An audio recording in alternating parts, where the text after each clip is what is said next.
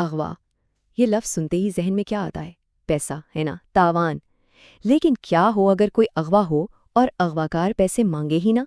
तो फिर उसने अगवा किया ही क्यों? चलिए आज एक ऐसी ही अजीबोगरीब दास्तान सुनते हैं जिसने जुर्म के सारे उसूलों को ही पलट कर रख दिया। तो कहानी शुरू होती है दिल्ली की सड़कों से। एक बिल्कुल मामूली सी शाम। अदिति शर्मा नामी एक लड़की ऑफिस से थकी हारी घर जा रही है, एक शेयरिंग ऑटो में। रोज का सफर था, लेकिन उस रात उस ऑटो का सफर उसकी जिंदगी का सबसे खौफनाक सफर बनने वाला था।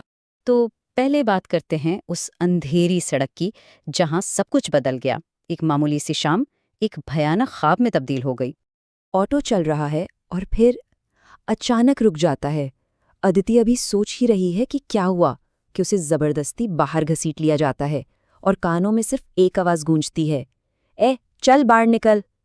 बस यही वो पल था जब उसकी दुनिया उलट गई। सिर्फ खौफ था और ये सवाल कि ये हो क्या रहा है। अब जरा देखते हैं कि ये सब हुआ कैसे, वाकयात की तरतीब क्या थी। देखिए, पहले अदिति जिस ऑटो में बैठी उसका टायर पंक्चर हो जाता है, लेकिन ये कोई इत्तेफाक नहीं था, ये एक प्लान था। फिर उसे दूसरे ऑटो में बैठने को कहा जाता है जो असल में अगवाकारों का ही ऑटो था।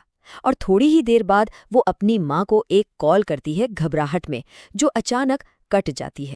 तो अब सीन में आती है पुलिस। उनके सामने क्या था? एक लड़की गायब है, एक अधूरी फोन कॉल और सुराख के नाम पर कुछ भी नहीं। इस केस की तफ्तीश भी इसकी कहानी जितनी ही उलझी हुई थी। पुलिस ने काम शुरू किया तो पता चला कि मामला आसान नहीं है। अदिति की गुमशुदगी की रिपोर्ट फाइल हुई। ऑटो में एक और मुसाफिर थी जो एक अहम गवाह हो सकती थी, लेकिन वो खौफ से कहीं गायब हो गई। अदिति का फोन स्विच्ड ऑफ। आखिरी लोकेशन नसीरपुर इलाका। और जैसा अक्सर होता है, पुलिस का सबसे पहला शक गया उसके बॉयफ्रेंड राहुल। लेकिन जल्द ही आरटीओ रिकॉर्ड से पुलिस को एक अहम सुराग मिला। उस ऑटो का ड्राइवर, और उसका नाम था योगेंद्र शौकीन। ये नाम इस केस का सबसे अहम हिस्सा बनने वाला था। तो ये योगेंद्र शौकीन था कौन? कुछ छोटा मोटा चोर नहीं था। ये हरियाणा पुलिस की वांटेड लिस्ट में था 2007 से। इसके चार्जेस सुनिए: डकैती, भत्ताखोरी, इक़दाम कत्ल और कत्ल। इतना ही नहीं, 2 साल पहले जेल से भाग चुका था। यानी एक संगीन खौफनाक मुजरिम। इतना खतरनाक कि उसके सर पर 3 लाख रुपए का इनाम था। सोचिए। और यही बात इस केस को और अजीब बना रही थी। इतना बड़ा मुजरिम, इतना मतलूब, लेकिन वो खामोश क्यों था? कोई मुतालबा क्यों नहीं कर रहा था? और बिल्कुल तब जब पुलिस को लगा कि शायद वो केस समझने लगे हैं, कहानी में एक ऐसा मोड़ आया जिसने सबको हिला कर रख दिया। एक ऐसी चीज़ हुई जिसकी किसी ने बिल्कुल भी उम्मीद नहीं की थी। यही सबसे बड़ा सवाल था। अगवाकार एक मतलूब कातिल है, तो तवान की कॉल कहाँ है? पैसा कहाँ है? योगेंद्र जैसे मुजरिम का इस तरह चुप रहना ये बिल्कुल नॉर्मल नहीं था। पुलिस का सर चकरा गया था। और फिर वो हुआ जिसकी किसी को तवक्को नहीं थी। अगवा के ठीक 36 घंटे बाद अदिति खुद घर वापस आ गई, और बिल्कुल ठीक-ठाक। उसे कोई नुकसान नहीं पहुंचाया गया था। उसकी वापसी ने केस हल नहीं किया, बल्कि इसे 1000 गुना और उलझा दिया।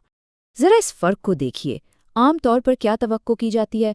तावान का मुतालबा आएगा, शायद तशद्दुद होगा। लेकिन यहाँ क्या हुआ? ना कोई कॉल, ना कोई मारपीट, और लड़की को खुद ही छोड़ दिया गया। ये हो क्या रहा था? ये सब बिल्कुल समझ में नहीं आ रहा था। खैर, पुलिस ने आखिरकार योगेंद्र और उसके गिरोह को धर दबोच लिया।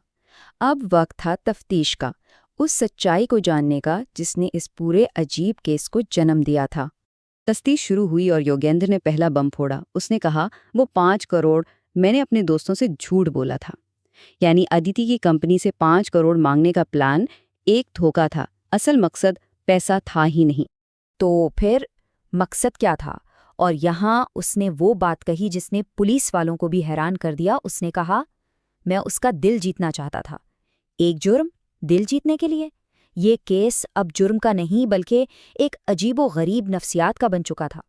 उसने आगे बताया, मैं अदिति को लेकर नेपाल भाग जाना चाहता था, लेकिन मैं उसको ज़बरदस्ती लेकर नहीं जाना चाहता था। सोचिए, वो उसे अगवा करता है, लेकिन चाहता है कि वो उसके साथ अपनी मर्जी से जाए। एक तरफ जुर्म, दूसरी तरफ एक अजीब सी बीमार ख्वाहिश। तो चलिए अब इसकी नफ्सियात को थोड़ा सा खोल कर देखते हैं। आखिर वो इस अजीब प्लान तक पहुंचा कैसे? हुआ ये था कि योगिंदर अपनी जराइम पेशा जिंदगी से तंग आ चुका था। वो सेटल डाउन करना चाहता था। उसने कविता नामी एक लड़की को प्रपोज किया, उसे फ़ोन तोहफे में दिया, लेकिन उसने इनकार कर दिया।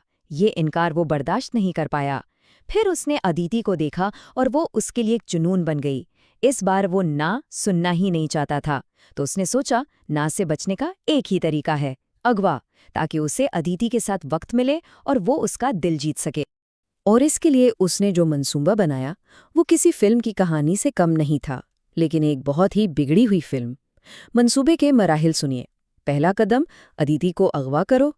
दूसरा कदम, उसके बॉयफ्रेंड पर शक डलवाओ। तीसरा कदम, कैद में उसके साथ अच्छा बर्ताव करो, उसके मुहाफिज बनो। चौथा कदम, फिर एक झूठे बचाव का ड्रामा करो, जैसे पुलिस आ रही है और वो उसे बचा रहा है। और आखिरी कदम, उसका दिल जीत लो। उसे यकीन था कि उसे बचाने के बाद अदिति उसे प्यार करने लगेगी। और आखिर में उसने पुलिस से जो कहा, उसे साफ पता चलता है कि वो हकीकत से कितना दूर हो चुका था। उसने कहा, मोहब्बत के नाम एक केस और सही।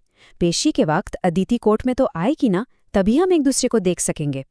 उसके लिए ये केस अंजाम नहीं बल्कि अदिति को देखने का एक जरिया बन गया था।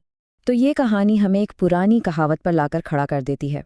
कहते हैं ना, इश्क और जंग में सब जायज़ है। लेकिन क्या वाकई? ये केस हमें सोचने पर मजबूर करता है कि मोहब्बत और जुनून के बीच की लकीर कितनी बारीक और कितनी खतरनाक हो सकती है।